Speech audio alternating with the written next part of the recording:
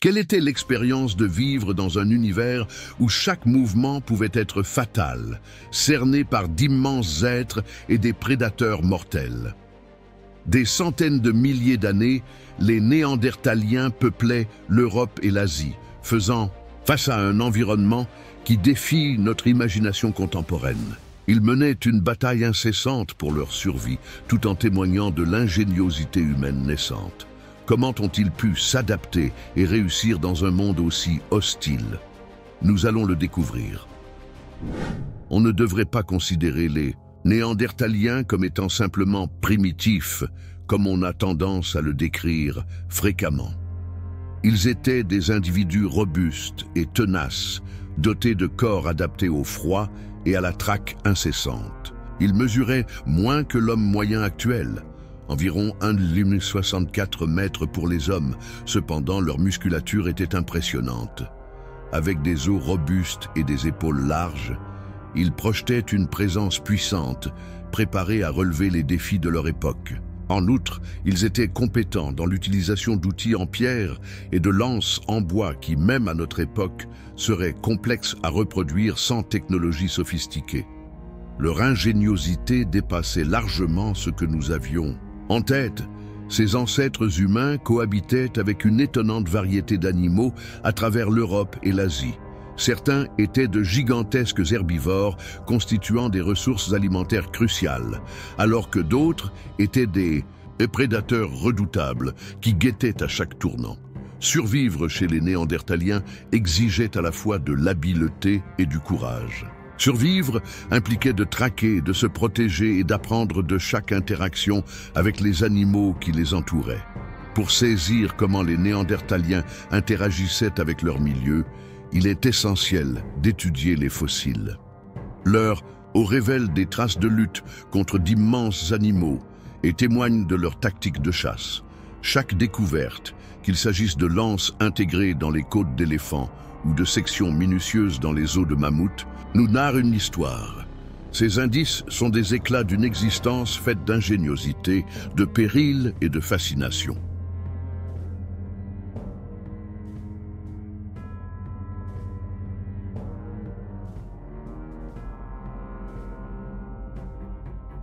Leur univers était peuplé de prédateurs qui, de nos jours, paraîtraient comme tirés de nos plus terrifiants cauchemars.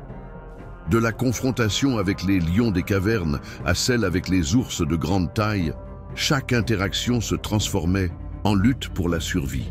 Ces combats ont modelé tant son physique que son mental.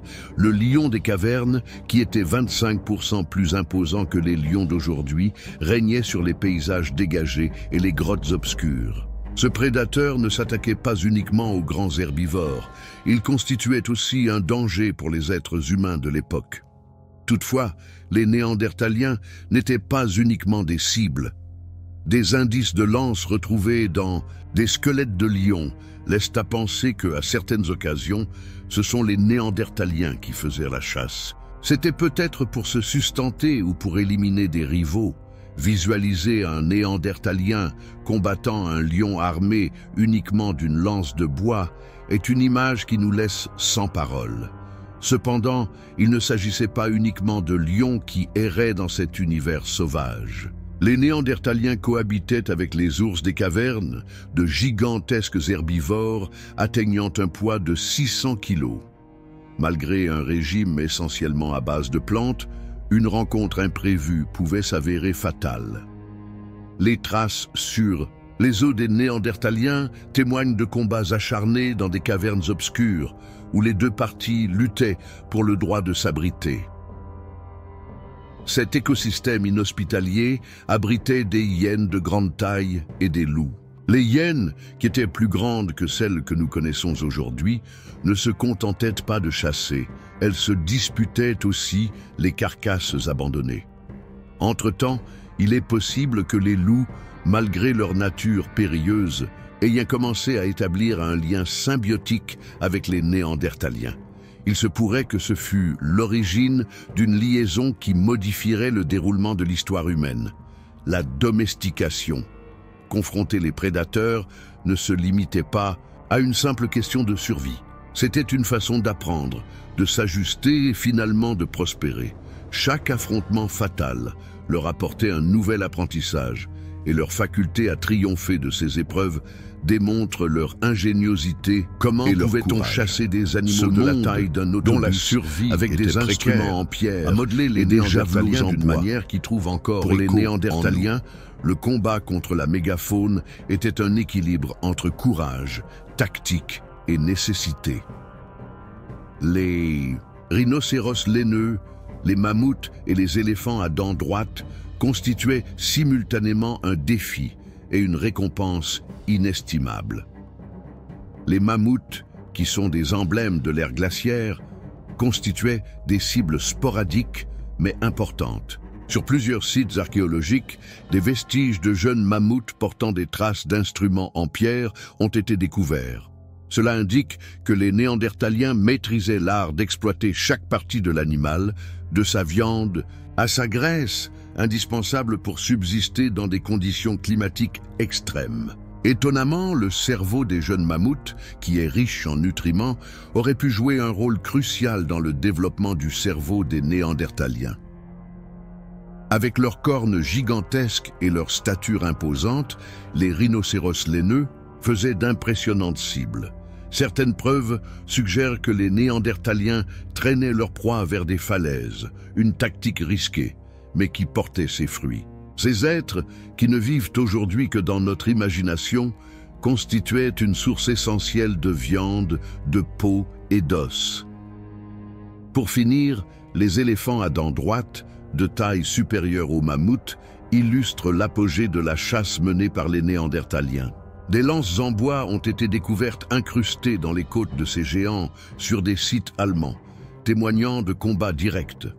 Traquer un éléphant ne délivrait pas uniquement de la nourriture pour plusieurs semaines, mais consolidait aussi l'unité du groupe et sa position dans la communauté. Chaque traque de géant était une odyssée, démontrant que les Néandertaliens n'étaient pas simplement des êtres qui survivent, mais également des innovateurs. Ces récits de courage et d'astuce nous lient à eux d'une façon que peu de choses peuvent accomplir. Pour les Néandertaliens, chaque jour était une lutte permanente contre des prédateurs qui ne sont plus que des mythes aujourd'hui. Ces interactions ont non seulement déterminé leur style de vie, mais ont aussi modelé leur histoire et leur développement. Les lions de la caverne, qui étaient 25% plus grands que les lions actuels, étaient des prédateurs sans pitié.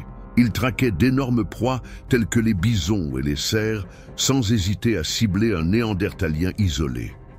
Les marques laissées sur les os fossiles indiquent que certains Néandertaliens ont résisté à des assauts violents, alors que d'autres ont péri sous les attaques de ces prédateurs. Toutefois, les Néandertaliens ont aussi commencé à chasser ces géants. Les restes d'un lion présentant des traumas de lance trouvés en Allemagne indiquent que, grâce à leur ingéniosité et leur bravoure, les Néandertaliens ont réussi à vaincre ces bêtes redoutables, possiblement pour se nourrir ou exploiter leur peau comme symbole de puissance. Les Néandertaliens cohabitaient avec les énormes et robustes ours des cavernes dans leurs abris. Malgré leur régime majoritairement végétarien, leur masse pouvant excéder 600 kg, les transformait en créatures potentiellement périlleuses lors de rencontres imprévues. Pénétrer dans une caverne pour traquer un ours en hibernation était une audace risquée. Cependant, les avantages étaient inestimables. La chair d'un ours pouvait sustenter une tribu entière, tandis que sa fourrure fournissait refuge dans des conditions climatiques extrêmes. Néanmoins, ces expéditions conduisaient souvent à des blessures sévères pour les chasseurs, un coût que certains payaient jusqu'à la vie. Les loups incarnent une relation différente. Malgré leur statut de prédateur, des indices laissent entendre que les loups et les Néandertaliens ont pu établir une relation symbiotique. Il est possible que les loups traînaient derrière les groupes humains pour se nourrir des résidus de leur chasse, alors que les Néandertaliens auraient pu étudier les loups afin d'apprendre leur méthode de chasse. Ce lien pourrait représenter le premier mouvement vers la domestication, une transformation qui modifierait radicalement la relation entre l'homme et l'animal. Un autre obstacle consistait en les hyènes de grande taille, des bêtes pouvant dépasser 200 kilos. Non seulement ces hyènes rivalisaient pour la nourriture, mais elles se comportaient aussi en charognards agressifs. Plusieurs restes fossiles indiquent la présence d'os de néandertaliens avec des traces de morsures de hyènes, ce qui laisse envisager que certains ont fini par devenir des victimes de ces prédateurs opportunistes. Les affrontements dans les grottes obscures et glaciaires, où ces deux espèces trouvaient asile, étaient des luttes pour la survie ou la mort. Par le biais de ces rencontres avec les prédateurs, les Néandertaliens ont montré une aptitude impressionnante à s'ajuster. Ils ont été formés à prévoir les assauts, à se protéger et, dans certains cas, à répliquer. Ces rencontres ont non seulement stimulé leur ingéniosité, mais ont aussi laissé des marques indélébiles, tant sur leur corps que dans leurs récits. Que feriez-vous si votre survie était en jeu et que vous deviez traquer des bêtes qui vous surpassent de plusieurs centaines de fois en taille et en puissance? Pour les Néandertaliens, traquer la mégafaune ne représentait pas uniquement une nécessité, c'était aussi un moyen de prouver leur sens de l'organisation, leur bravoure et leur ingéniosité. Le rhinocéros laineux, le mammouth et l'éléphant à dents droites étaient les géants qui régnaient sur leur environnement, tandis que les Néandertaliens ont su développer des compétences pour les confronter à l'aide d'instruments rudimentaires mais performants. Les rhinocéros à fourrure, dotés de cornes gigantesques et d'un corps recouvert d'une armure, offraient une présence impressionnante. Ils pouvaient peser jusqu'à 3 tonnes et avaient de la capacité de frapper avec une puissance dévastatrice. Toutefois, les Néandertaliens ont su trouver des techniques pour les traquer, possiblement en les dirigeant vers des falaises ou en tendant des embuscades dans des terrains compliqués. Ces bêtes ne fournissaient pas seulement de la viande. Pour alimenter une tribu entière, elles offraient également des peaux robustes et des cornes pouvant servir d'instruments. Peut-être les plus représentatifs de l'ère glaciaire, les mammouths constituaient une autre ressource essentielle.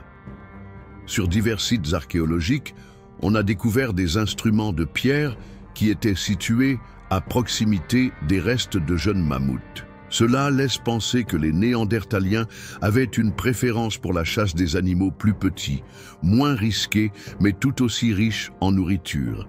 Il était vital de consommer sa viande et sa graisse pour subsister aux hivers sévères. Par ailleurs, il est supposé que leurs cerveaux, gorgés de nutriments, ont contribué au développement cérébral des Néandertaliens. Les éléphants à dents droites, qui étaient plus imposants que les mammouths, constituaient un défi d'une plus grande envergure. Avec un poids qui pouvait excéder 20 tonnes, ils constituaient les plus imposantes créatures rencontrées par les Néandertaliens. En Allemagne, une lance a été découverte incrustée dans la côte d'un de ces éléphants, indiquant que les Néandertaliens ne se contentaient pas de les chasser, mais employaient aussi des tactiques sophistiquées pour les abattre. Traquer un éléphant représentait une garantie de nourriture, d'instruments et de matériaux pendant des semaines, malgré l'énormité du danger. La traque de ces colosses ne se limitait pas uniquement à une question de survie. Cela consolidait aussi les liens du groupe. Chaque individu avait une fonction précise, allant du chasseur qui lançait la première lance à ceux qui s'occupaient de la viande et des os. Ces actions favorisaient un sentiment d'appartenance à la communauté et garantissaient une utilisation optimale de chaque ressource. Faire face à la mégafaune était un défi continu pour le courage et l'ingéniosité des Néandertaliens. Ces interactions avec des titans ne assuraient pas uniquement leur survie. Elles laissaient aussi un legs de résilience et d'adaptabilité qui trouve encore écho dans notre histoire actuelle. Dans la bataille de tous les jours pour leur existence, on pourrait croire que les Néandertaliens considéraient les animaux uniquement comme des dangers ou des sources de ressources. Cependant, les indices indiquent qu'il existait quelque chose de plus profond, un lien spirituel ou symbolique avec les créatures qui cohabitaient leur univers. Des restes d'animaux ont été découverts dans divers sites archéologiques ayant subi un traitement spécifique. Par exemple, un lion des cavernes présentant des marques distinctes sur sa peau suggère que les Néandertaliens ont tenté de le préserver intact, éventuellement comme trophée ou emblème de pouvoir. Qu'est-ce que cela signifiait pour eux de revêtir la peau d'un prédateur aussi redouté? Il se peut que revêtir cette peau ait été une affirmation de puissance, un signal à d'autres groupes, ou même un geste rituel qui liait le chasseur à l'esprit de la bête. Les instruments en os et en dents mettent également en évidence une connexion qui va au-delà de l'aspect pratique. Quelques artefacts présentent des décorations et des motifs, donnant l'impression que les Néandertaliens tentèrent de rendre leurs instruments plus esthétiques. S'agissait-il d'une forme primitive d'art? Ces ornements pourraient avoir eu une portée spirituelle, exprimant de la reconnaissance envers l'animal qui avait donné sa vie ou visant à attirer la chance pour des chasses à venir. Par ailleurs, dans certaines cavernes, des amoncellements d'ossements de grands herbivores et de prédateurs ont été repérés à des emplacements précis. Ceci a amené quelques archéologues à conjecturer l'existence éventuelle de rituels. Est-il possible que les Néandertaliens aient organisé des rituels pour rendre hommage aux animaux qu'ils traquaient? Bien que nous n'ayons pas de conclusion ferme, ces indices indiquent que leurs échanges avec les animaux allaient au-delà du simple aspect matériel. Il se peut aussi qu'il y ait eu un élément narratif dans le lien entre les Néandertaliens et les animaux. Il est possible que des légendes et des récits aient émergé autour du feu, relatant de vaillantes confrontations avec des mammouths ou de mortels affrontements avec des lions. Ces récits, malgré leur perte dans le cours du temps, auraient contribué à souder le groupe et à transmettre des savoirs fondamentaux de génération en génération. Le lien spirituel des Néandertaliens avec les animaux nous rappelle que, malgré l'existence dans un univers impitoyable, ils manifestaient également un grand sens de l'admiration et du respect pour les êtres qui cohabitaient leur environnement. Bien que rudimentaire, cette liaison reflète les liens symboliques que l'homme moderne a tissés avec la nature. Dans un milieu impitoyable, les Néandertaliens ne se contentaient pas de lutter contre les prédateurs. Ils auraient aussi pu entamer des pactes avec certains d'entre eux. Ce bouleversement n'aurait pas simplement modifié leur mode de survie. Il aurait aussi marqué l'avènement d'une relation qui modifierait de façon permanente le déroulement de l'histoire humaine. Les loups étaient simultanément des rivaux et des possibles compagnons. Il se peut que des groupes humains aient adopté certains jeunes loups, en suivant les Néandertaliens pour se nourrir de leurs dépouilles de chasse. Même s'il n'existe pas de preuves concrètes de domestication par les Néandertaliens, le comportement observé chez les tribus indigènes contemporaines laisse penser qu'une telle situation aurait pu se produire sporadiquement. Est-ce que les Néandertaliens auraient pu domestiquer des loups afin de les assister dans la chasse ou de les défendre contre d'autres prédateurs? Par ailleurs, la relation avec les loups aurait exigé un équilibre fragile. Ces créatures pouvaient être tant des alliés que des adversaires. Et savoir gérer cette interaction complexe révèle l'ingéniosité et la capacité d'adaptation des Néandertaliens. Les résidus osseux de loups découverts dans des sites néandertaliens suggèrent que, du moins dans certaines circonstances, ces créatures pouvaient aussi servir de provisions alimentaires en période de pénurie. Les Néandertaliens n'auraient pas uniquement entretenu une relation particulière avec les loups. Il est suggéré d'adopter une approche différenciée pour certaines espèces, telles que les ours et les grands félins, selon certains vestiges. Pourrait-il s'agir d'un respect spécifique pour ces créatures ou d'un effort visant à préserver une harmonie pacifique lorsque c'était faisable? Cette faculté de communiquer de façon élaborée avec les animaux, les percevant tantôt comme des partenaires, tantôt comme des concurrents, témoigne du lien étroit entre les Néandertaliens et leur milieu naturel. Même si ce lien s'est estompé au fil du temps, ces rémanences persistent dans notre rapport contemporain à la nature et aux animaux. Comment perdurer lorsque le monde lui-même est en train de se désintégrer? Durant l'ère des Néandertaliens, le climat terrestre se présentait comme un adversaire imprévisible. Les glaciers progressaient et régressaient, modifiant les paysages et contraignant les espèces à s'ajuster ou à s'éteindre. Ces variations climatiques constituaient pour les Néandertaliens à la fois des défis et des occasions. Durant les périodes de glaciation, la disponibilité des aliments était limitée par le froid extrême, contraignant les Néandertaliens à un déplacement incessant à la quête de refuges et de ressources. Toutefois, cela leur procurait aussi de nouvelles cibles, telles que les mammouths et les rhinocéros laineux qui s'épanouissaient dans ces conditions glaciales. S'acclimater au froid nécessitait non seulement la chasse de ces animaux, mais également l'apprentissage de la conservation de la chaleur en utilisant des pots et du feu. En revanche, les phases interglaciaires apportaient un réchauffement climatique, ce qui métamorphosait les terrains de toundra en denses forêts. Ce changement impliquait une réduction de l'accès à la proie de grande taille et nécessitait une adaptation des tactiques de chasse. Il est envisageable que durant cette période, les Néandertaliens aient commencé à se tourner de plus en plus vers une nourriture plus diverse et des animaux de taille moindre. Toutefois, ces modifications n'étaient pas suffisantes pour préserver tous les animaux avec qui ils cohabitaient leur univers. Au fil du temps, de nombreuses espèces de mégafaunes telles que les éléphants à dents droites et les rhinocéros laineux ont disparu. Même si les Néandertaliens ne sont pas directement à l'origine de ces disparitions, leur pratique de chasser la concurrence pour les ressources ont pu précipiter le phénomène. Les Néandertaliens eux-mêmes ont également subi l'impact significatif du changement climatique et des extinctions. Leurs facultés d'ajustement leur ont assuré la survie pendant des millénaires. Mais en fin de compte, ils ont été confrontés à un obstacle qu'ils n'ont pas réussi à vaincre. Ces changements nous mettent en garde sur la vulnérabilité de toute espèce dans un monde qui ne cesse de se transformer.